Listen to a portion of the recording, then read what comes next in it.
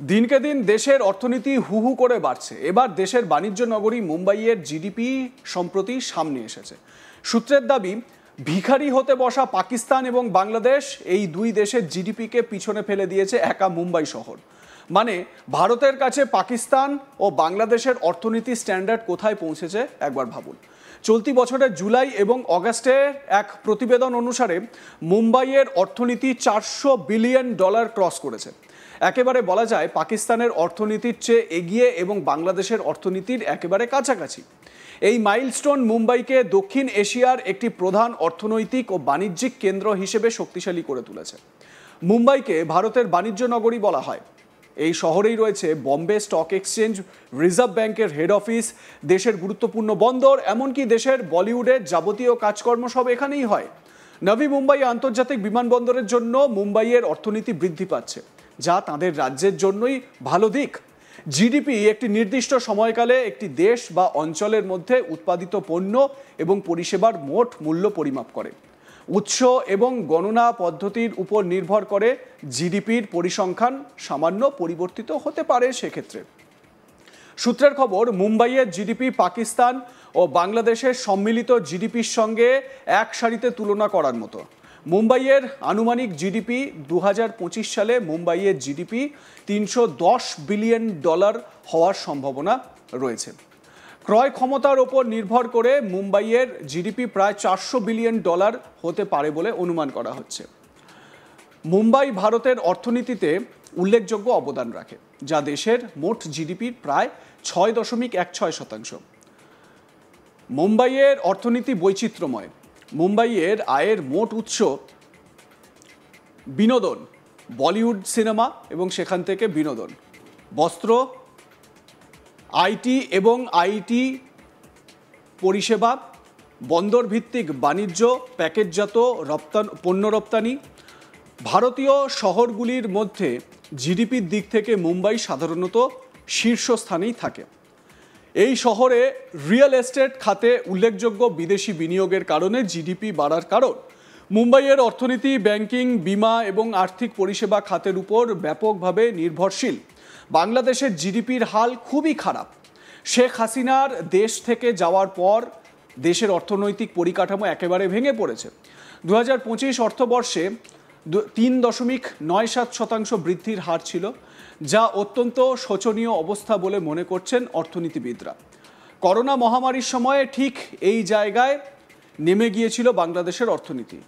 এই মন্দার জন্য বিভিন্ন কারণ দায়ী, যার মধ্যে রয়েছে দুর্বল অভ্যন্তরীণ পরিস্থিতি, রাজনৈতিক পরিবর্তন, প্রাকৃতিক দুর্যোগের ঝুঁকি, শিল্প অস্থিরতা এবং উচ্চ মুদ্রাস্ফীতি।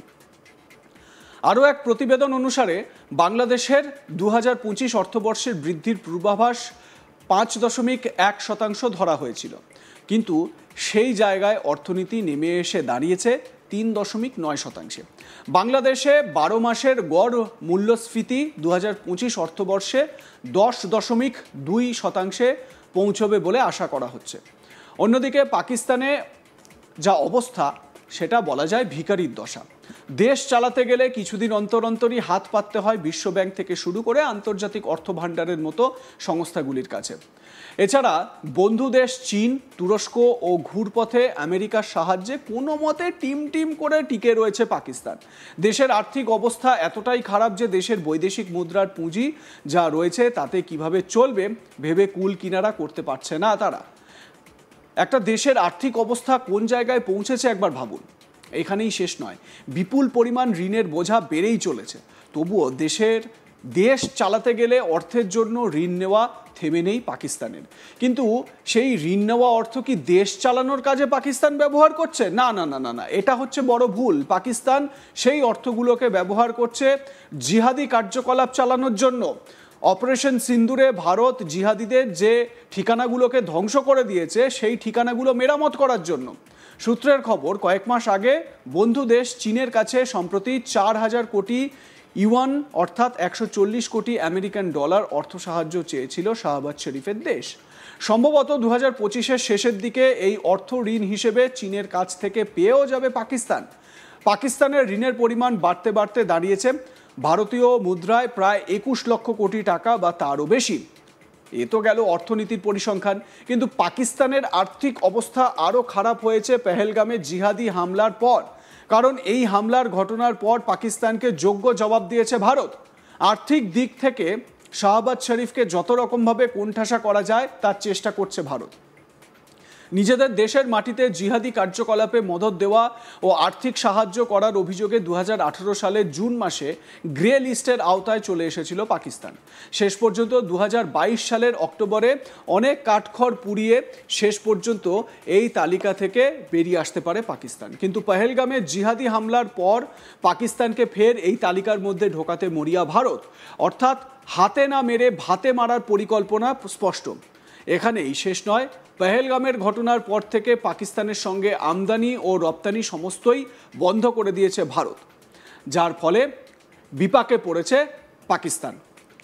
একটা প্রতীকী ছবির মাধ্যমে আমরা বাংলাদেশের এই যে জিডিপি, এই সমস্ত বিষয়গুলো তুলে ধরার চেষ্টা করছি। আপনারা বুঝতে পারছেন, দেখুন।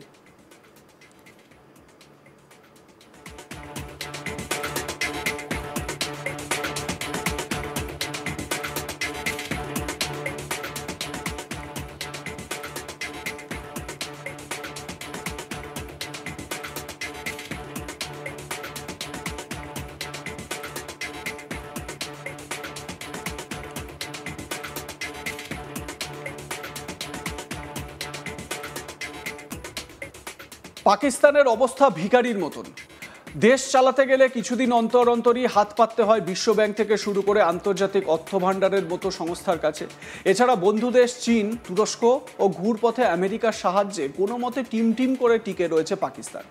দেশের আর্থিক অবস্থা এতটাই খারাপ যে দেশের বৈদেশিক মুদ্রার পুঁজি যা রয়েছে তাতে কিভাবে চলবে ভেবে কুল কিনারা করতে পারছে না। একটা দেশের আর্থিক অবস্থা কোন জায়গায় পৌঁছেছে ভাবুন। বিপুল পরিমাণ ঋণের বোঝা বেড়েই চলেছে, তবুও দেশ চালাতে গেলে অর্থের জন্য ঋণ নেওয়া থেমে নেই পাকিস্তানের। সূত্রের খবর, কয়েক মাস আগে বন্ধু দেশ চীনের কাছে সম্প্রতি 4,000 কোটি ইউয়ান বা 140 কোটি আমেরিকান ডলার অর্থ সাহায্য চেয়েছিল শাহবাজ শরীফের দেশ। সম্ভবত 2025-এর শেষের দিকে এই অর্থ ঋণ হিসেবে চীনের কাছ থেকে পেয়েও যাবে পাকিস্তান। পাকিস্তানের ঋণের পরিমাণ বাড়তে বাড়তে দাঁড়িয়েছে ভারতীয় মুদ্রায় প্রায় 21 লক্ষ কোটি টাকা বা তারও কিছু বেশি। এ তো গেল অর্থনীতির পরিসংখ্যান, কিন্তু পাকিস্তানের আর্থিক অবস্থা আরও খারাপ হয়েছে পহেলগামে জিহাদি হামলার পর। কারণ এই হামলার ঘটনার পর পাকিস্তানকে যোগ্য জবাব দিয়েছে ভারত। আর্থিক দিক থেকে শাহবাজ শরীফকে যত রকমভাবে কোণঠাসা করা যায় তার চেষ্টা ভারত করে যাচ্ছে। লাইক, কমেন্ট, শেয়ার করে আপনাদের মতামত জানান। দেখতে থাকুন আজ তাক বাংলা। সাবস্ক্রাইব করুন আমাদের ইউটিউব চ্যানেলটি।